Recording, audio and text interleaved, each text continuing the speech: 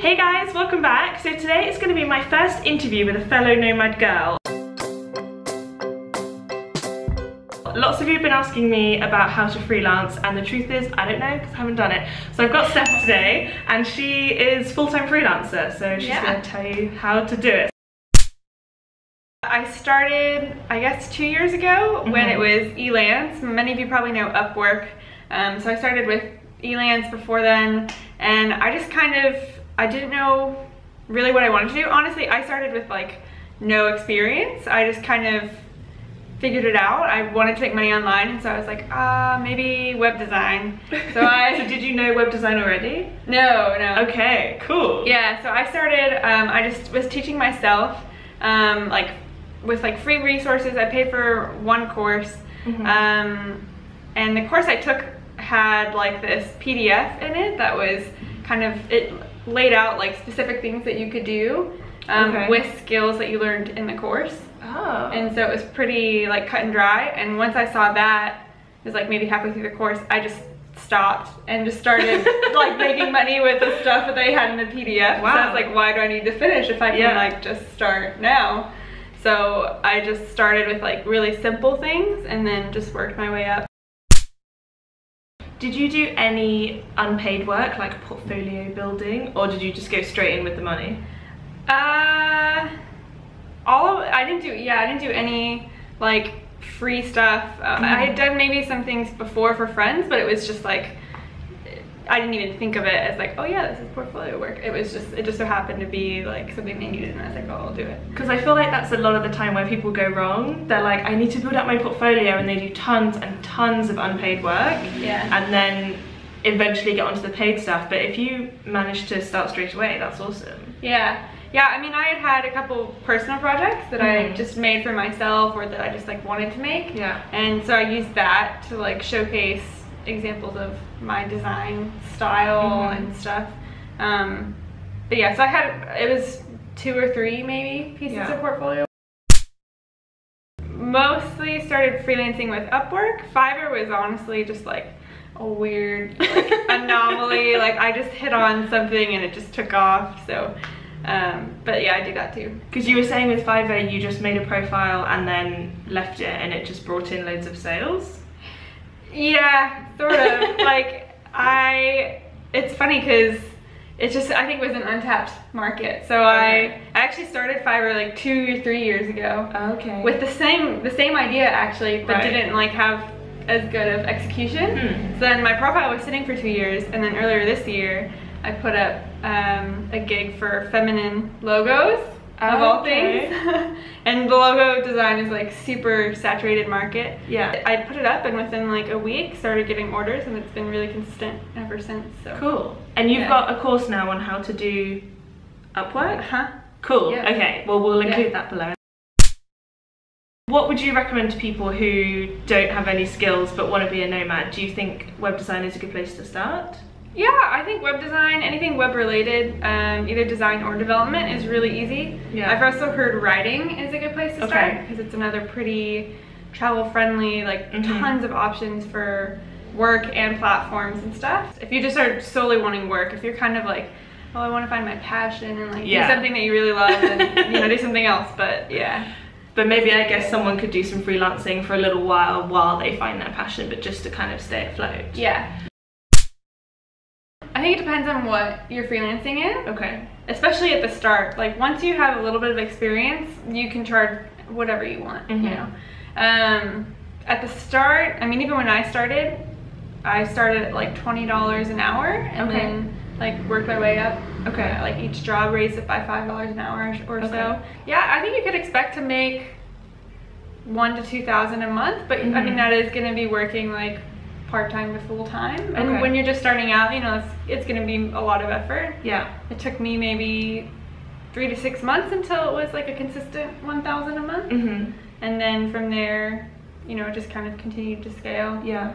And I guess you want to have a look at what other people are charging on the platform and kind of pitch yourself. People are definitely willing to pay more for native English speakers, especially for design, I think, and I would guess especially for writing as well. Maybe not for development, but like with things that have to do with expressing cultural trends and norms. Like, I think people really care to have someone that's really familiar with that. Like, you don't want to hire a designer in India that would design it just in a totally different, you know, style. Yeah, and I guess conveying your ideas to someone is really hard, even when you speak the same native language. So I guess it really helps if it is an American or an English or Australian or something designer. It really helps. There's downsides, I think, to anything. It's funny because it's like many of the things that are the upsides are also the downsides. It's kind of like the ultimate flexibility is sometimes frustrating and like hard to make your schedule work, or like make sure and fit in all the work that you need in the midst of like other stuff. And with the flexibility, that inconsistency, like with income, because busy months and quiet months. Definitely.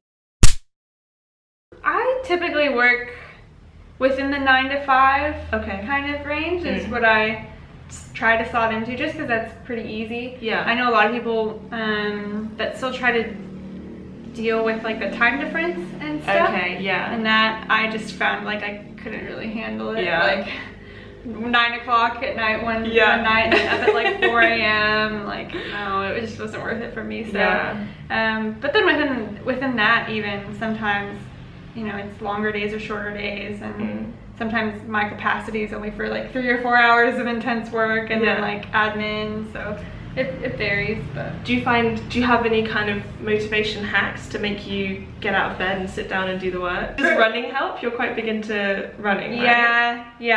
That actually helps a ton.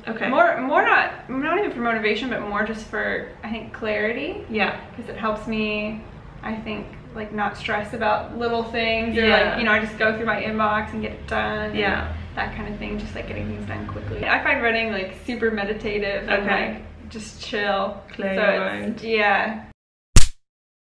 I would say you just gotta go for it. You just gotta jump in, because you could spend hours like tweaking your profile or tweaking proposals or searching for the perfect job, but honestly, it's when you're just starting, it doesn't even matter. You just gotta like put something up in 5 minutes, apply to 20 jobs, and see what sticks. Like, you just gotta go for it. I actually find almost the things that I've spent the least time on seem to be the most successful. Which doesn't make any sense, but like with my courses, the ones that I made right back at the beginning, where I just sat down and filmed, and I realized afterwards the camera's out of focus or whatever, they're the ones that sell really well. And then the ones where I've spent ages getting the perfect background don't seem to be as good. So I guess you have to just try and see what happens. I mean, that's exactly what happened to me with the Fiverr stuff. It was not even like on my mind, like I'm doing this. I just kind of like threw it together in like an hour and put it up, and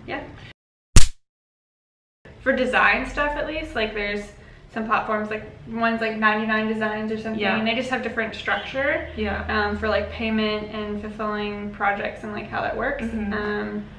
I didn't enjoy any others, honestly. I found Upwork, Elance/Upwork to be like the cleanest, most straightforward, most clients, you know, so it was just more out there, whereas I felt like I had to do a lot more on the other platforms to like even get seen. I found the same with Udemy. Like the smaller competitors just can't really compare. Like just go to the big one, just go to the Amazon equivalent. We travel super light, so that's really hard. I would say probably my Roost stand, but then also you have to have like a keyboard and mouse.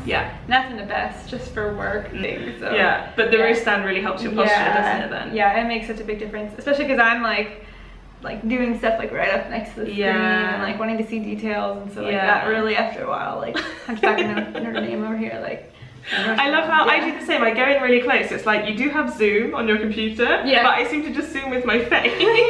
I don't know why we do that. There we go. Cool. Okay. Don't forget to subscribe and comment down below with who else you would like interviewed, and I'll see you in the next video. Bye.